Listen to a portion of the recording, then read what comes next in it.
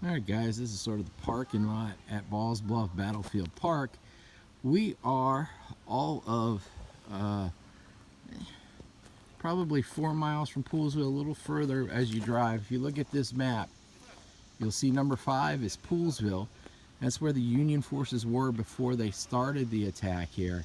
And you can see this green zone right here is Bluff Regional Park. Over here, I'll give you some idea of the battle. It actually begins off to the left of this map. But as more Confederate forces arrive, the Union forces sort of fail to get off the hill. They get across the river, but do not get across the hill. And you can see that the Confederates form almost a semicircle around the Union soldiers, and they're going to actually literally pretty much push them off the cliff and back into the river. Most of the park's wooded and all of that. So yeah, you go across the ferry at White's Ferry and you're about 2 miles from the battlefield. So we'll go down and look at where the heaviest fighting took place, and I want to take a look at the bluff itself. But you are right now in the area of sort of the Confederate line as they pushed south to get to the main battlefield, or to try and force the Union forces into the Potomac. All right, guys, let's continue later. Thank you. So I'm at Bluff Park. I'm at what they call the Bluff Overlook. And it's hot. It's a hot day, so we'll stay in the shade a little bit. What got Baker in trouble, what's going to cost the Union Army so many troops, is the fact that he didn't have enough boats. So he had not been given a lot of warning that he was going to be sending out what they call a reconnaissance, a patrol. And so he didn't collect boats. And originally he was only planning on sending a company, maybe 50 or 60 guys here. So what happens is, as the reports come back, they decide to throw across a substantial force. Well, he tries to cross with 4 boats. 3 of them are small and can carry about 6 guys at a time, and one of them, an old scow from the canal, it's a bit more substantial, could carry 25 or 30 guys. So the problem is it slows down. It's a bottleneck. It slows down building up his forces in the morning. He eventually will get 1,800 guys across the river. But when the battle turns against them, and at this point Baker's already been killed, the Confederates push the Union forces back down towards the cliff side here. They do sort of go off along the paths to the right and left, but they can't get enough guys. They can't get them across the river soon enough. And to make matters worse, the big boat actually sinks because so many guys rushed the boat and got on the boat that it couldn't take the weight, and it went under. And so several hundred Union soldiers are going to be captured here because they couldn't get back across the river. And that's sort of the disaster. Now, as far as Civil War battles go, Ball's Bluff is not by any means huge. It's not even big. Each side had roughly 1,800 troops here. So there's 3,600 guys fighting on this field on October 21st, or on top of this hill. You compare that to the really big battles. So a lot of you have been to Antietam or Sharpsburg. There were about 130,000 troops fighting there. If you've been to Gettysburg, it was more like 180,000. So because the numbers are fairly small, it's a fairly compact battlefield, at least for a Civil War battlefield. It's more in line with if you go visit battlefield parks from the Revolution. So it's considered what they call a minor battle, or a B category battle.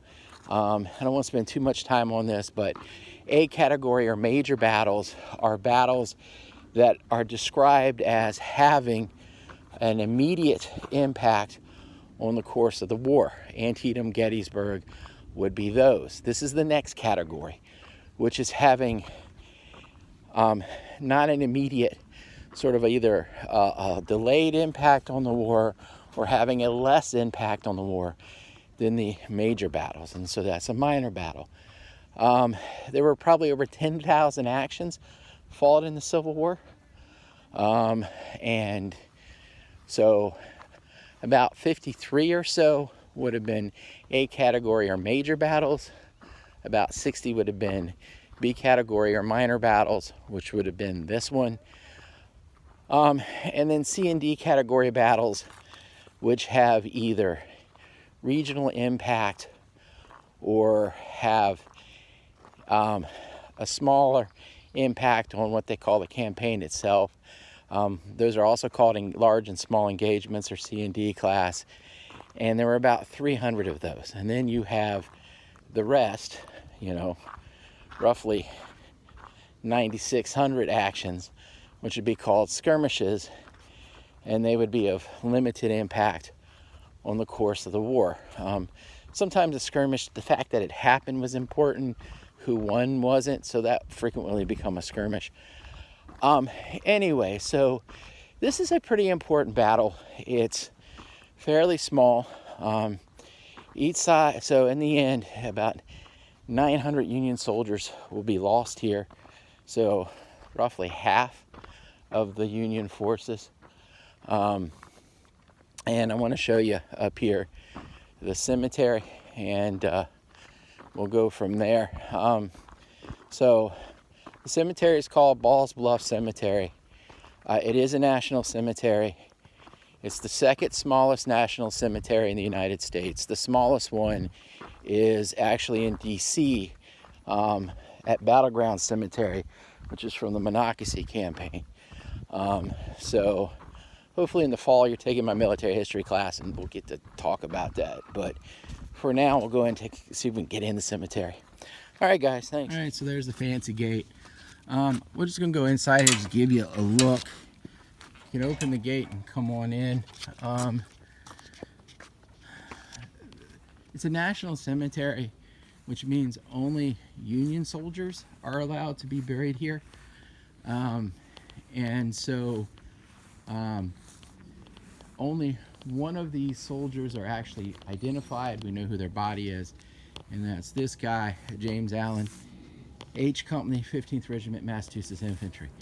This cemetery did not get a lot of visitation, and it's a little surprising to me that they left these bodies here and didn't take them over to Antietam, which is where most of them did do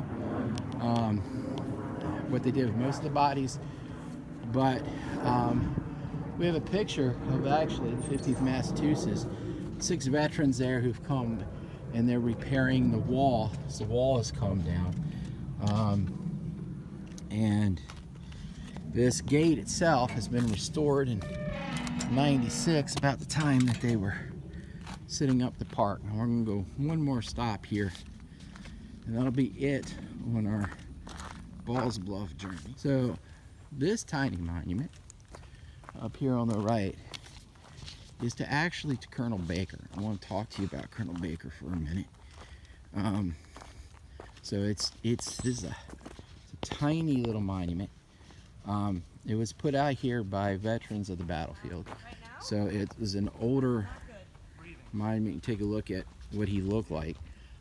Baker was actually Lincoln's friend. He grew up into politics, was an early Republican, and actually was a fairly close neighbor to Lincoln. And he is often presented in history as not being, as being this political appointee, which he was, and of being a rank amateur, which in a lot of ways he was. But this is a guy who had a lot of battlefield experience, actually, in the Mexican-American War. He was in command of a regiment, and he was involved in, among other battles, the Battle of Cerro Gordo, which is one of the larger battles of the Mexican-American War. And he was in command of a regiment there. His brigade commander, who was making sort of the main attack, guy named Shields was wounded. Now Shields will survive his wound and go on and be a Civil War general, but Shields himself goes down, and when he does so, Baker takes command, and Baker does very well there. Because Ball's Bluff ends up being such a disaster for the Union, a lot of times there's this attempt to sort of say, you know, he shouldn't have been a colonel, and I don't know that that's fair. Now, he makes massive mistakes here. He clearly doesn't have a military education, and it comes through. So this marks the location that the veterans believed was where he went down. Now, if you look back up the hill here a little bit, you can see the wall. That is the National Cemetery. Just the other side of that wall. And there used to be replica out here. I think they may have brought them in for preservation to paint them and such. There was a 10-pound James rifle cannon. 10 pound refers to the size of the shot it fires. And a little further on, there were two smaller 12-pound boat howitzers. The Union forces managed to muscle those 3 guns up the hill, and as the battle progressed, they tried to use them to slow down the Confederates. And what ends up happening is this sort of becomes a major area of the fighting as the Confederates attempt to take the cannon. Baker comes here, he's trying to sort of settle the line, and he is hit, and he dies almost instantly. And so there was a fence rail here, and he apparently was, they used the fence rails to take his body and try and get it out. Now, when he went down, the Confederates attempted to capture the body, and so you have a huge battle here. One of the hottest fights of the entire action is over possession of the Confederate battle. And I don't know that this is an exaggeration or not, but it's rumored that the Union guys had his arms and the Confederates were pulling on his legs, that it was that close. And this is a rendering of the fighting here. So, and once Baker falls, Colonel Devens takes command. Colonel Devens is another political appointee, but he's a capable general. He will be wounded 3 times in the war, and he will end up in command of a division, which is about Civil War, about 9,000 soldiers. And he'll later be Attorney General of the United States. But Devens takes command. They're back up just a few feet from us, just the other side of the cannon, when they become aware that Baker has died. Devens takes command, and he's in command for maybe 20 minutes. He's just establishing himself as commander and figuring out what's happening when he is badly wounded. Now Devens will they'll take Devens down to the river and get him across. And they will recover Baker's body, and they'll take it back into Poolesville, and we'll go into Poolesville and I'll show you where they put Baker's body on display. But as the Confederates, they, in essence, as I said earlier, they formed a big semicircle and they just closed it up, and they drove the Union forces back off the hill. Now the Confederates took pretty heavy casualties in this action, but nothing like the Union. It's a Union disaster. Now Baker, I should point out, was a U.S. Senator. He was a sitting U.S. Senator. He had moved to Springfield, Illinois. He got to know Lincoln. He'd become a Republican. He got elected to Congress, so he was for a while actually Lincoln's congressman. He then went west after the gold rush, ended up in Oregon, and was one of the first U.S. senators elected from the new state of Oregon. So he's pretty important fellow outside of the battle. All right, guys, that's it. We'll go into Poolesville and talk a little bit. Thanks.